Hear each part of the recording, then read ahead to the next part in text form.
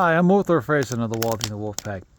Today, I'm going to start this series of pagan leadership. Now, granted, this is part one of many episodes to more to come. So, grab yourself something warm, get something to get a drink. It's a cold one out, so let's get into it. So, why do you want to be a pagan leader or a leadership of a heathen kindred, local pagan community, whatever it may be, Wiccan coven? Why do you want to lead? What is your purpose of leadership?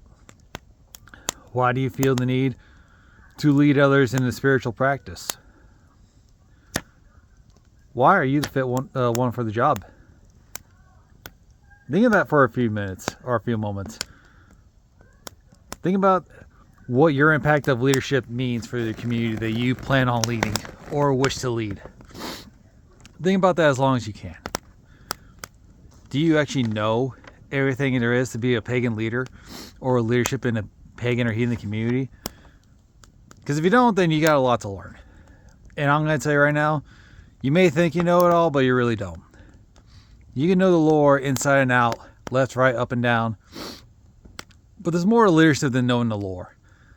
As important as knowing the lore is, and knowing your spiritual practice, you're thinking about something bigger than yourself.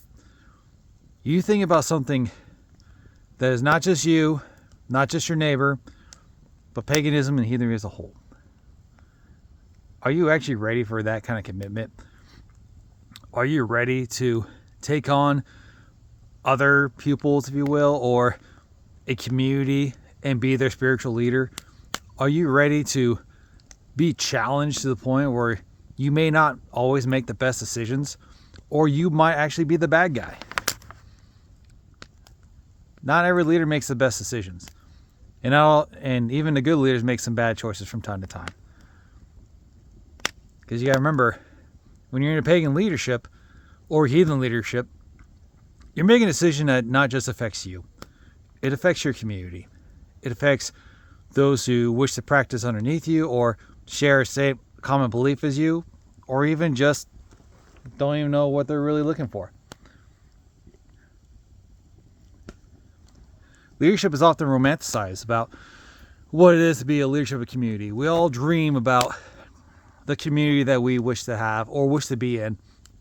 We always think to ourselves, I would love to be in a community that is welcoming, warming, and just is spiritually connected. What if you can't find that? What if you can't find that said community? Obviously, you answer this question by saying, I'm going to be a leader of a community. I'm going to build it from the ground up.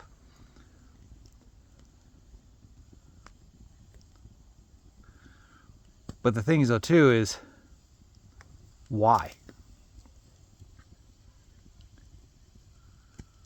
So you always got to look out for your community. You are doing something bigger than yourself.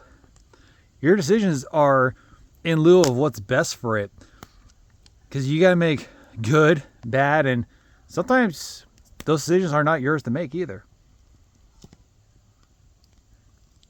Because every decision you make is for the betterment of the community.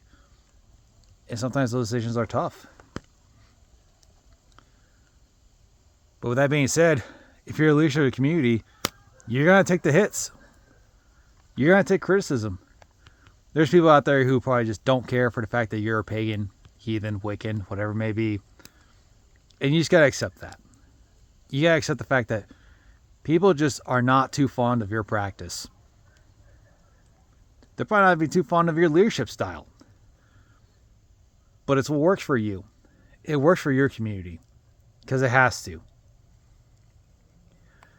And understand, just because you're a leadership of a community doesn't mean you can't learn. You learn more from leading than actually following once you really think about it. And the reason why I say this stuff is I bring a lot of my military experience into leading actual kindred. And I'm always learning.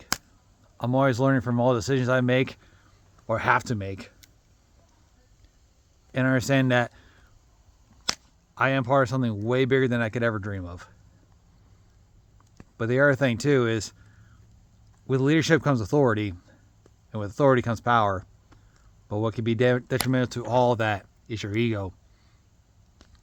You have to check your ego.